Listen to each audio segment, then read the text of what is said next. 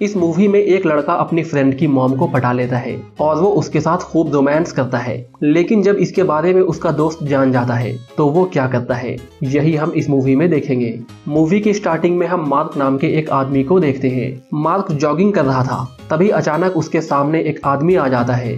वो आदमी अपने चाकू से मार्क का खून कर देता है। इसके बाद हम काफी समय बाद का टाइम देखते हैं। वहाँ हम देखते हैं कि मार्क की वाइफ, जिसका नाम शेरॉन था, वो काफी उदास होती है। शेरॉन काफी बुरे दौर से गुजर रही थी। हाल ही में उसके पति मार्क की मौत हो गई और उसके अफेयर के बारे में भी सभी को पता चल चुका है। साथ ही शेरॉन का बिजनेस भी अच्छा नहीं चल रहा था। फिर हम देखते हैं कि शेरॉन जाकर एंथनी को उठाती है, क्योंकि एंथनी को स्कूल जाना था, लेकिन एंथनी को स्कूल जाने का बिल्कुल भी मन नहीं था। एंथनी को परेशान देखकर शेरॉन पूछती है कि क्या तुम्हें स्कूल में कोई तंग करता है, लेकिन एंथनी इस बात का कोई भी जवाब नहीं देता है और वो स्कूल चला जाता है।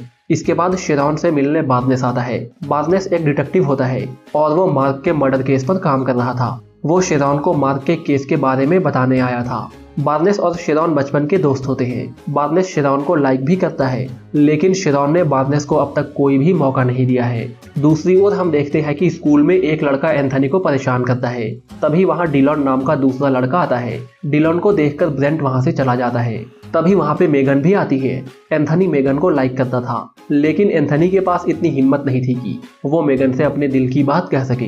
तभी डिलॉन मेगन को वहाँ बुलाता है और एंथनी को उससे इंट्रोड्यूस कराता है। इसके बाद हम देखते हैं कि सब लोग प्लेग्राउंड में होते हैं। वहाँ ट्रेंट एंथनी को चोट पहुँचाने की कोशिश करता है, लेकिन गेम का कोच उसे गेम से ही बाहर कर देता है। हम देखते हैं कि डिलन गेम्स में भी एंथनी की मदद करता है। गेम के बाद जब सब लोग ड्रेसिंग रूम में पहुंचते हैं तो वहां एंथनी डिलन से पूछता है कि तुम मेरी इतनी हेल्प क्यों करते हो।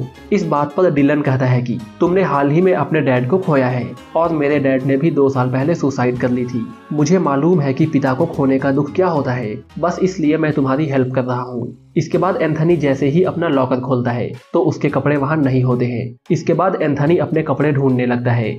उसे उसके कपड़े टॉयलेट में मिलते हैं। ये काम भी ब्रेंट ने ही किया था। इसके बाद एंथनी डिलन को लेकर अपने घर जाता है। वहाँ वो अपनी मॉम को डिलन से मिलाता है।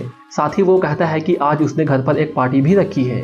ये सुनकर उसकी मॉम भी खुश हो जाती है। उसी रात एंथनी के घर में पार्टी होती है। डिलन भी वहाँ आता है।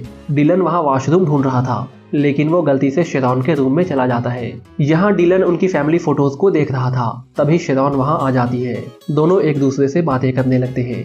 कुछ दिनों के बाद डिलन शेरॉन की एक प्रॉपर्टी देखने को आता है।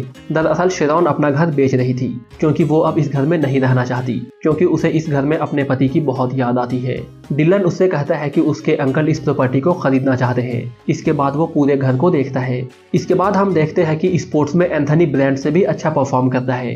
एंथनी को अच्छा करते हुए देख ब्रेंट गुस्से में आ जाता है। इसके बाद ब्रेंट एंथनी के कपड़े फेंकने के लिए उसके लॉकर के पास जाता है, लेकिन एंथनी के लॉकर पर ताला लगा था। तभी डिलन वहां आता है।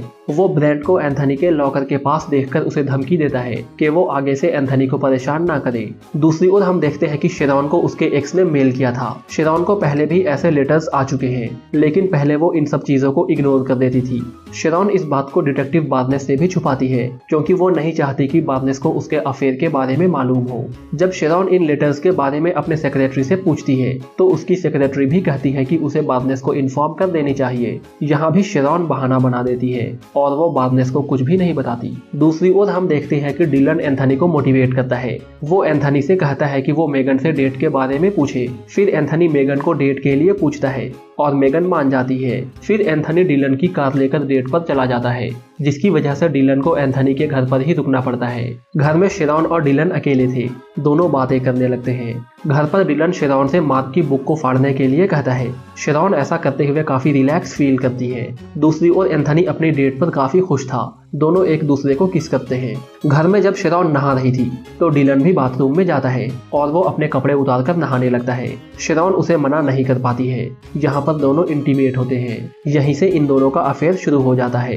कुछ देर के बाद एंथनी घर लौट आता है और फिर डिलन अपने घर चला जाता है। यहाँ पे हम डिलन का घर देखते हैं। उसका घर बहुत ही बुरे हाल में था। यहाँ पे हमें मालूम होता है कि डिलन की जो लाइफ स्टाइल थी वो सब बस एक दिखावा था। यहाँ हमें मालूम होता है कि शेरॉन को जो लेटर्स मिले थे वो सारे लेटर्स डिलन ही भेज रहा था। यानी कि अब तक जो कुछ भी हुआ है वो कोई इत्तेफाक नहीं है और डिलन किसी प्लान की वजह से ही एंथनी का दोस्त बना है। फिर हम स्कूल में ब्रेंट और मेगन को देखते हैं। ब्रेंट मेगन से कहता है कि डिलन कुछ छुपा रहा है। मेगन उसकी बातों को इग्नोर कर देती है। ट्रेंट उससे कहता है कि अगर तुम चाहो तो ऑफिस में जाकर उसकी फाइल देख सकती हो।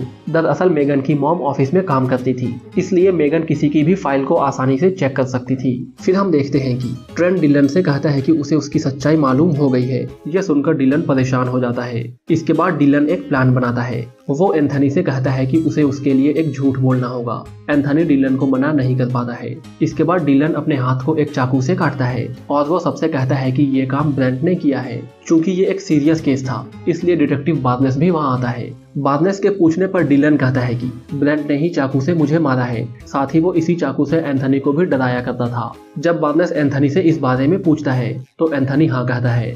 इसके बाद ब्रेंट को स्कूल से सस्पेंड कर दिया जाता है। फिर हम देखते हैं कि शिरॉन एंथनी से पूछती है कि उसने ब्रेंट वाली बात पहले क्यों नहीं बताई। इस बात पर दोनों बहस करने लगते हैं। दरअसल हुआ ये था कि जब शिरॉन ने मार्क की बुक फाड़ी थी तो वो एंथनी ने देख लिया था। एंथनी को लगने लगा था कि शिरॉन उसके डैड से प्यार नहीं करती थी। फिर एंथनी गुस्से में वहाँ से निकल जाता है। कुछ दिनों बाद शिरॉन को डिलन का मैसेज आता है। वो दोबारा उस प्रॉपर्टी को देखना चाहता था। फिर दोनों उस घर में जाते हैं। वहाँ पहुँचते ही डिलन उसे किस करने लगता है। जब दोनों इंटीमेट हो रहे थे तो कोई उनका वीडियो रिकॉर्ड कर लेता है। नेक्स्ट डे मेगन स्कूल में एंथनी से मिलती है और उसे किस वाली वीडियो दिखाती है। यानी कि यह साफ था कि वो मेगन ही थी जिसने उन दोनों की वीडियो बनाई थी।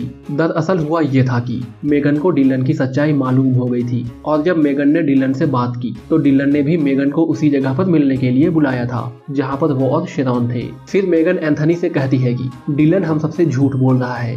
उसकी पढ़ाई 3 साल पहले ही पूरी हो चुकी है। उसने जानबूझकर मुझे उस जगह पर बुलाया ताकि मैं उसकी और शिरॉन की वीडियो रिकॉर्ड कर सकूं। ये सब जानने के बाद भी एंथनी कुछ रिएक्ट नहीं करता है। वो कहता है कि ये मेरी मॉम का सेकंड अफेयर है। इसके बाद मेगन उससे चाकू वाले इंसिडेंट के बारे में पूछती है, लेकिन एंथनी बिना कुछ बोले ही वहाँ से चला जाता है। कुछ देर बाद डिलन मेगन से मिलता है।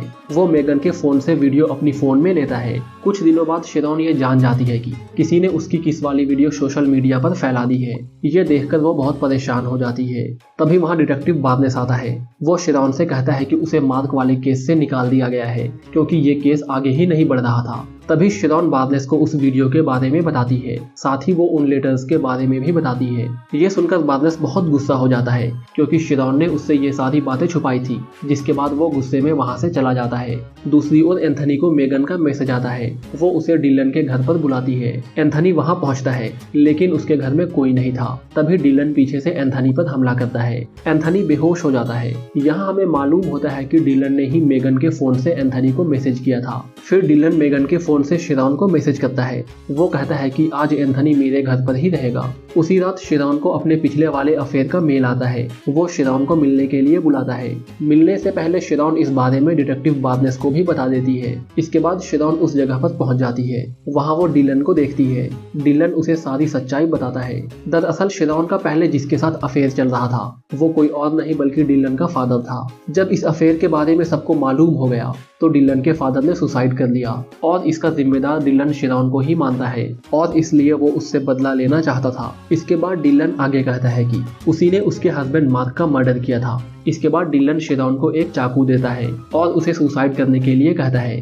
डिलन उससे कहता है कि उसने एंथनी को किडनैप कर लिया है और अगर उसने कोई भी चालाकी की तो वो एंथनी को मार देगा, लेकिन शिरॉन उसकी कोई भी बात नहीं सुनती।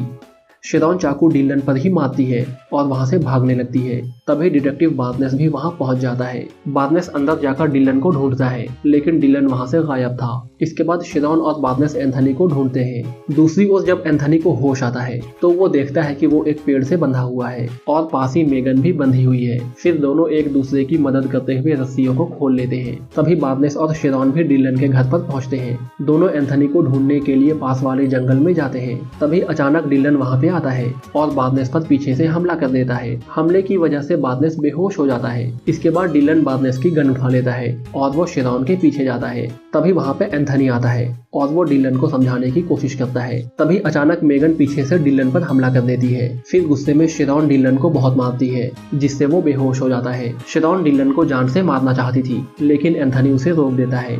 इसके बाद हम काफी सालों बाद का टाइम देखते हैं। शिरॉन बार्नेस के साथ होती है। दोनों एक दूसरे को डेट कर रहे होते हैं। अब एंथनी भी शिरॉन को माफ कर चुका है और यहीं ये मूवी खत्म हो जाती है।